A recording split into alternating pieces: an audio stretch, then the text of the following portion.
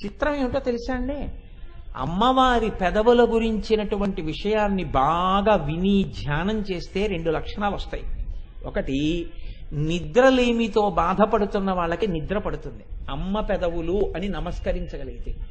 2, అమ్మవారి పెదవులను కానీ బాగా ధ్యానం చేసి అమ్మ పెదవులుగా నమస్కారం చెయ్యగలిగితే, నేను ఈ మాట అంటున్నప్పుడల్లా మీరు బాగా జ్ఞాపకం పెట్టుకోండి.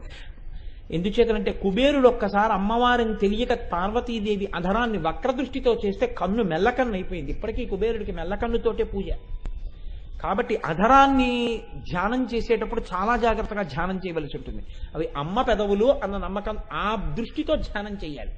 చేస్తే నిద్రలేమి ఉన్న వారికి నిద్ర పడుతుంది. 2, అమ్మవారి పెదవులకున్న శక్తి, నిద్ర అనగా స్వల్పకాలిక లయం.